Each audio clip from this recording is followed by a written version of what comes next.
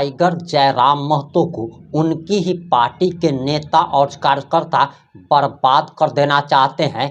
उनकी पार्टी के नेता और कार्यकर्ता चाहते हैं कि मेहनत सिर्फ टाइगर जयराम महतो करे और टाइगर जयराम महतो के नाम पर ये लोग विधायक बन जाए, सांसद बन जाएं और दूसरे सांसदों की तरह, विधायकों की तरह अय्याशी करे। इतना ही नहीं बल्कि टाइगर जयराम महतो ने हमारे एक पत्रकार साथी सूरज जी से बात करते हुए टाइगर ने इरफान अंसारी, जो कि झारखंड के स्वास्थ्य मंत्री है, उन पर करारा हमला किया। उनके डॉक्टर की डिग्री पर भी सवाल उठा दिए और इसके बाद टाइगर जयराम महतो एक शादी समारोह में शामिल होने पहुंचते हैं, जहां वह जमकर डांस करने लगते हैं। वे ये बात भूल जाते हैं कि वे एक माननीय विधायक हैं और आम इंसान की तरह वह शादी समारोह में नाचने लगते हैं। तभी तो टाइगर की दीवानी ना सिर्फ झारखंड के लोग हैं बल्कि पूरे देश और दुनिया के लोगों में टाइगर की लोकप्रियता बढ़ती चली जा रही है। और आखिर पूरा मामला क्या है, पूरा मामला 7 से 8 मिनट की रिपोर्ट में हम आपको बताने जा रहे हैं। जोहार, नमस्कार, मैं प्रिंस कुमार सिंह और आप देख रहे हैं पॉजिटिव टॉक्स। अगर अभी तक आपने चैनल को सब्सक्राइब नहीं किया है तो खबरों से अपडेट रहने के लिए कृपया चैनल को सब्सक्राइब कर लीजिए। और जो लोग भी ऑलरेडी कर चुके हैं उन तमाम लोग को सहृदय धन्यवाद। अब वापस आते हैं अपनी खबर पर और हम आगे आपको बताने जा रहे कि आखिर टाइगर ने किस प्रकार से इरफान अंसारी की धुलाई कर दी है। और बताया तो यहाँ तक जा रहा कि हार्पिक से उनकी धुलाई की है। और अब तो टाइगर जयराम महतो सिर्फ और सिर्फ विधायक ही नहीं रहे बल्कि वो तो एक नंबर के धोबी भी हो गए हैं। और धोबी की तरह पटक पटक कर उन्होंने इरफान अंसारी को धो दिया है। हम वो वीडियो भी आपको दिखाने जा रहे, लेकिन आप सबसे पहले टाइगर जयराम महतो का नाचते हुए डांसिंग का ये वीडियो देखिए, जो कि सोशल मीडिया पर जमकर वायरल हो रहा है।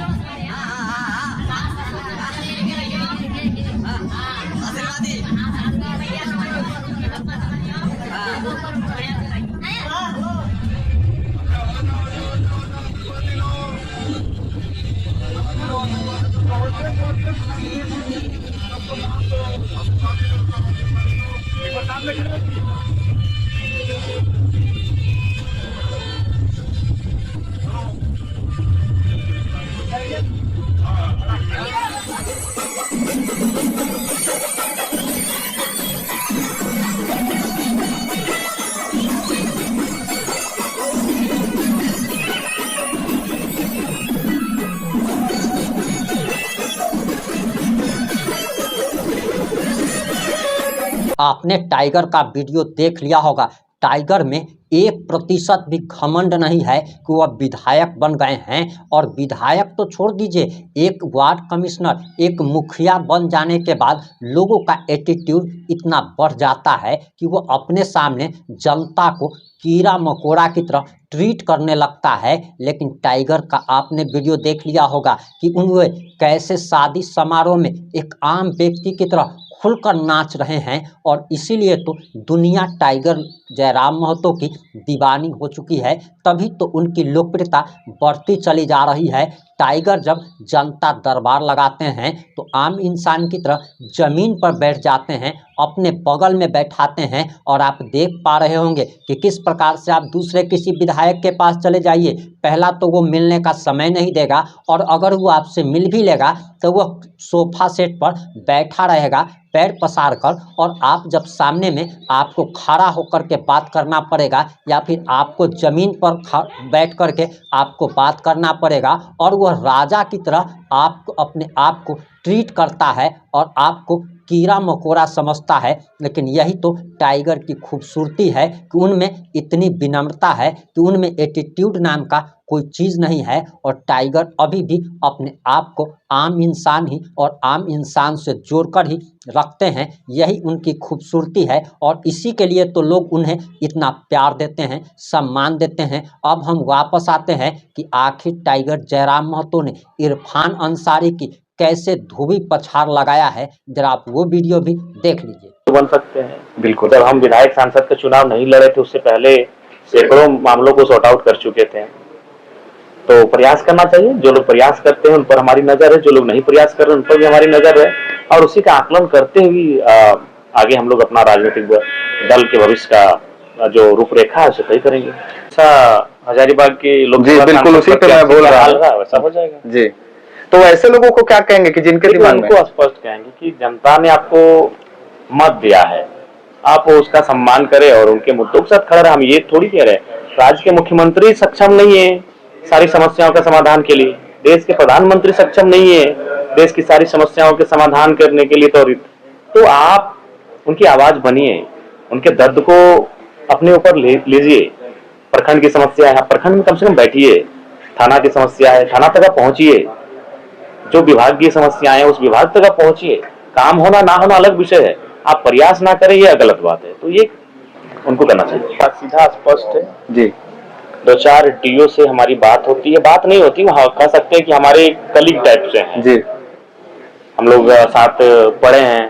वो स्पष्ट कहते हैं कि विधायक जी जिनका कम कैपिटल वाले जो स्कूल हैं, जो कि अपने अस्पताल की बात करें, मैं स्कूल से उदाहरण दे रहा हूँ, जो कम कैपिटल वाले स्कूल हैं वे लोग तो डीओ की बात सुन लेते हैं, उनकी फटकार को भी मान लेते हैं, अनुपालन कर लेते हैं। लेकिन जो बड़ी कैपिटल वाले स्कूल जो संचालन हो रहे हैं प्राइवेट, वो सीधे डीओ को भी माने एक रत्ती भर वैल्यू नहीं लगाते हैं। डीओ जो कि एक जिला का शिक्षा विभाग का सर्वोच्च पदाधिकारी होता है, उसको रत्ती भर वैल्यू नहीं लगाते हैं। ये एक डीओ ने हमसे बातचीत के दौरान कहा। तो कह सकते हैं कि कैपिटल के माध्यम से जो आज चल रहे ये जो प्राइवेट संस्थाएं हैं, वो चाहे स्वास्थ्य की हो या शिक्षा की हो, बिल्कुल मनमानी कर रही है। इसीलिए सरकार को उस पर बयान देने की अब आवश्यकता नहीं, उसमें रेजोल्यूशन पास करने की आवश्यकता है, विधेयक बनाने की आवश्यकता है और एक गाइडलाइन तय करना होगा। प्राइवेट संस्थानों को सरकार को गाइडलाइन तय करना होगा, सरकार से ऊपर कुछ भी नहीं है। अगर राज्य में कोई चीज संचालित हो रही है तो राज्य की सरकार से ऊपर कुछ भी नहीं है, राज्य की विधानसभा से ऊपर वो नहीं है। तो इसीलिए कम से कम न्यायालय के अलावा कोई चीज नहीं है जो, तो इसलिए मेरा मानना है कि राज्य सरकार एक गाइडलाइन तय करे और उस पर कार्रवाई होना सुनिश्चित करे। ये बयान उचित नहीं है। जब वो 18 साल के थे, 19 साल के थे, 20 साल के थे, तो स्वाभाविक वो दौड़कर ही इस नौकरी को लिए हैं जी। माननीय मंत्री जी की तरह अनुकंपा पे उन्हें मंत्रालय और विधायकी का टिकट नहीं मिला होगा। तो ठीक उसी प्रकार उनको 18-20 साल की उम्र में, मैं फॉर एग्जाम्पल मैं अपना ही देता हूँ, जब मैं डिफेंस लाइन की तैयारी करता था तो लगभग 16-17 फीट का आसपास मेरा लॉन्ग जंप था, 4 फुट 8 इंच 9 इंच मैंने 4.25 के आसपास मेरा हाई जंप था।